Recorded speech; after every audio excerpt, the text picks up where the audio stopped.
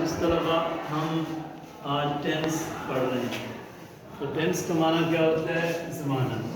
اور ٹینس کی 3 قسمیں ہیں، پریزنٹ اور پاسٹ اور فیوچر۔ پریزنٹ موجودہ زمانہ ہوتا ہے، پاسٹ گزرا ہوا ہوتا ہے، فیوچر آنے والا ہوتا ہے جسے مستقبل کہتے ہیں۔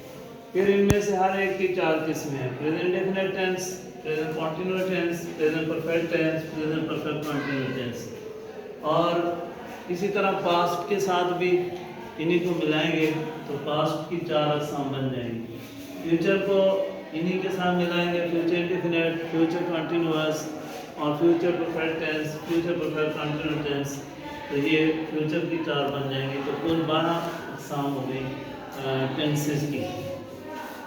تو پہلے ٹینس میں ہم نے یہ دیکھنا ہے کہ پریزنٹ ڈیفینٹ ٹینس کا فقرہ اردو میں ہمیں کیسے پتہ چلے گا کہ وہ پریزنٹ ڈیفینٹ کا ہے یا پاسٹ انڈیفینٹ کا ہے یا فیوچر انڈیفینٹ کا ہے۔ تو اس کے لیے اردو فقروں کے آخر میں کچھ مخصوص الفاظ ہوتے ہیں، وہ بطور نشانی کے استعمال ہوتے ہیں، تو ان کو یاد کرنا ہوتا ہے۔ تو وہ نشانیاں یہ لکھی ہوئی ہیں چارٹ میں، تا ہے، تی ہے، تے ہے۔ اس میں الف اور حمزہ چھٹی ای اور حمزہ بڑی اے یہ آتے ہیں۔ جیسے اسکول جاتا ہے، اسکول جاتی ہے، وہ اسکول جاتے ہیں، وہ واپس آیا، وہ اسکول سے آئی، وہ اسکول سے واپس آیا۔ تو یہ حمزہ بڑی اے، حمزہ چھٹی اے۔ اسی طرح وہ اسکول جائے گا، وہ اسکول جائیں گے، وہ اسکول جائے گی۔ تو یہ ہے فیوچر انڈیفینٹ کے اردو فقروں کی نشانی۔ یہ جو کنٹینیوس ٹینس ہیں تو یہ صرف کنٹینیوس ٹینس، اسے فعل حال جاری کہیں گے، فعل ماضی جاری، فعل مستقبل جاری۔ اور یہ آخر والا جو پریزنٹ کنٹینیوس ٹینس ہے، پرفیکٹ کنٹینیوس ہے، اس کی اور اس کی نشانیاں برابر ہیں۔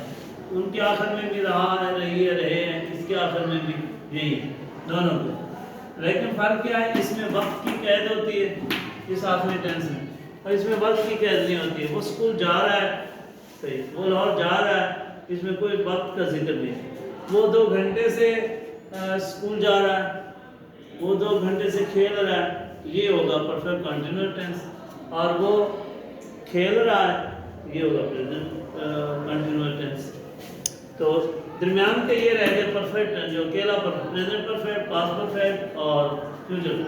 اس کے اردو فقروں کے اینڈ میں چکا ہے، چکی ہے، چکے ہیں، چکا تھا، چکی تھی، چکے تھے، چکا ہوگا، چکے ہوں گے، چکی ہوگی۔ یہ ہے اردو۔ اب آ جاتے ہیں انگلش میں۔ ان کی انگلش کیسے بنے گی؟ تو یاد رکھیے گا کہ ان سب کے شروع میں سبجیکٹ آتا ہے، فاعل۔ سب کے شروع میں فاعل آتا ہے، سبجیکٹ آتا ہے۔ یہ دیکھیں سب ٹینسوں کے جتنے بھی ہیں، جو فقرے میں جو فاعل ہوگا، کام کرنے والا ہوگا، پہلے ہم اس کی انگریزی بنائیں گے، انگلش بنائیں گے۔ اور دوسرے نمبر پہ ورب ہوتا ہے، ورب لگتا ہے۔ تو ورب میں پریزنٹ انڈیفینٹ میں یہ فرسٹ فارم لگتی ہے، یہ، اور پاسٹ انڈیفینٹ میں سیکنڈ لگتی ہے، اور فیوچر انڈیفینٹ ول شیل اور فرسٹ فارم۔ صحیح۔ اب اس میں آ جاتے ہیں تو اس میں از ایم آر اور آئی این جی والی فارم لگتی ہے، اس میں واز آر اور آئی این جی والی فارم، اس میں ول شیل بی اور آئی این جی والی فارم۔ اس میں آ جاتے ہیں تو ہیلپنگ ورب میں ہیز ہے تھرڈ فارم، اس میں بھی ہیڈ تھرڈ فارم، اس میں will shall head third form. یہ کنٹینیوس ٹینس میں آئی این جی والی فارم لگتی ہے، اور ہیلپنگ ورب کون سے؟ از ایم آر، واز آر اور ول شیل بی۔ اور اس میں ہیلپنگ ورب کون سے؟ ہیز ہے، ہیڈ اور ول شیل ہیڈ۔ ہیڈ جو ہے ماضی میں آتا ہے، پاسٹ میں آتا ہے، اور پریزنٹ میں ہیز ہے، دونوں آتے ہیں، اور فیوچر کے اندر صرف ہیڈ استعمال ہوتا ہے، ول شیل ہیڈ۔ تو جب فارم اور اس میں آ جاتے ہیں، اس میں ایک اضافہ ہے، ہیز ہے بین، اس میں بین نہیں ہے، اس میں بین۔ اس میں تھرڈ فارم، اس میں آئی این جی والا فارم، اس میں بھی آئی این جی والا فارم، اور had been, had been I N G والی، اس میں will shall had been I N G والی فارم۔ تو یہ درمیان کی بات ہے، سب ٹینسوں میں تھوڑا تھوڑا فرق ہے، اس کو ذہن میں رکھنا۔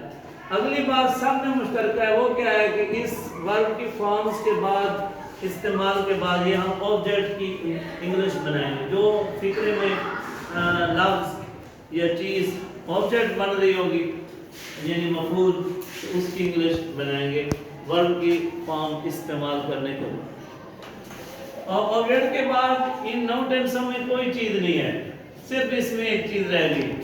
वो क्या है, इसमें वक्त की कैद होती है। और वक्त दो किस्म का होता है, मुअय्यन और गैर मुअय्यन। मुअय्यन वो होता है जिसकी इब्तिदा भी हो इंतहा भी हो। जैसे वो 2 बजे से खेल रहा है, इब्तिदा 2 बजे, 2 घंटे से खेल रहा है, इसकी कोई इब्तिदा नहीं। वो पीर से ये काम कर रहा है, इब्तिदा है। वो 2 दिन से काम कर रहा है, इसकी इब्तिदा नहीं है कि कौन से 2 दिन।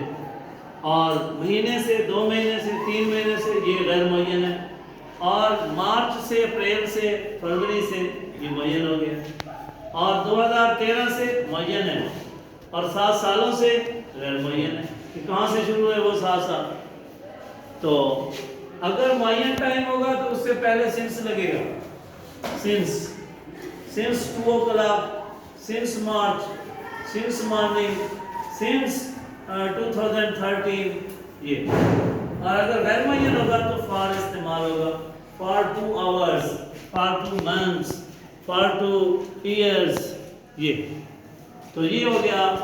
अच्छा, इसमें एक चीज़ और आपने समझनी है कि ये एक्टिव वॉइस थे सारे, यानी इनमें फ़ाइल मौजूद है। एक्टिव वॉइस फेल मारूफ होता है, उसे फेल मालूम भी कहते हैं। जिसमें फ़ाइल मौजूद होता है, फ़ाइल का तस्करा होता है, तो वो होते हैं एक्टिव वॉइस। और पैसिव वॉइस क्या होते हैं, जिनमें फ़ाइल मौजूद ना हो, फ़ाइल का जिक्र ना हो, तो वो पैसिव वॉइस होते हैं। अब पैसिव वॉइस कैसे बनते हैं, इसमें एक मुश्तरका तब्दीली है। क्या कि उधर जो फिक्रे में, एक्टिव वॉइस की फिक्रे में जो ऑब्जेक्ट होगा उसको हम सब्जेक्ट बनाएंगे, और जो सब्जेक्ट को होगा उसे ऑब्जेक्ट बनाएंगे, और उससे पहले बाई लगाएंगे तमाम टेंसों। ये काम मुश्तरका है।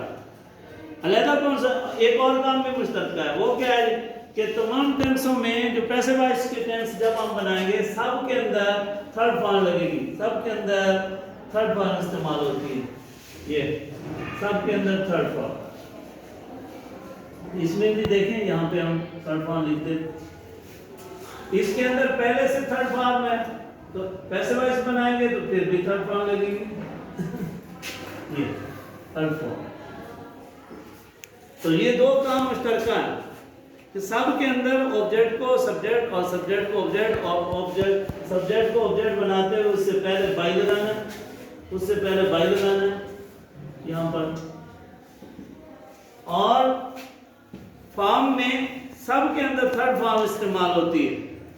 अब एक चीज रह गई है जो थोड़ी मुख्तलिफ है, वो क्या कि प्रेजेंट इंडेफिनिट के पैसिव वॉइस में इज एम आर लगता है और थर्ड फॉर्म, इसमें बार थर्ड फॉर्म, इसमें will shall be third form, will shall be third form. इधर आएंगे कॉन्टिन्यूअस में, इसमें इज एम आर बीइंग, इसमें बीइंग लगेगा, और बार being, will shall be being, will shall be being, यहाँ पर विल शैल बी बीइंग। इसमें आएंगे तो हैड बीन, यहाँ पे बीन का इजाफा करना, इधर हैड बीन, इधर विल शैल हैव बीन, इसका इजाफा करना। और ये जो आखिरी 3 टेंस होते हैं, इसका पैसिव वॉइस नहीं बनता। सही हो गया। तो ये हमारा एक चार्ट है, बहुत कीमती चार्ट है, कि जिन बच्चों को पहले अगर तफसील से उन्होंने समझे हुए हैं, तो उन बच्चों को जिस चार्ट से दुराई करवाना आसान है, थोड़े से टाइम में दुराई हो जाती है और बातें ताज़ा हो जाती हैं और ज़हन में नक्शा बैठ जाता है। और जो बच्चे बिल्कुल ही नहीं पढ़े हुए, तो उन्हें भी इस चार्ट को अच्छी तरह समझा दिया जाए, और फिर एक टेंस की एक्सरसाइज और मशक कराई जाए। यानी इस चार्ट को मुख्तसर समझने के बाद फिर एक टेंस के यानी एक्सरसाइज की जाए कि हर टेंस के फिक्रे बनाए जाएं उर्दू से इंग्लिश में। सही है। इसी तरह एक्टिव वॉइस से पैसिव वॉइस के फिक्रे की एक्सरसाइज की जाए, तो फिर जो है ना वो याद भी होते हैं और बंदा माहिर भी हो जाता है इंग्लिश का। तो इसको महफूज कर लीजिएगा, इंशाल्लाह ये बहुत फ़ायदा देगा। Thank you very much.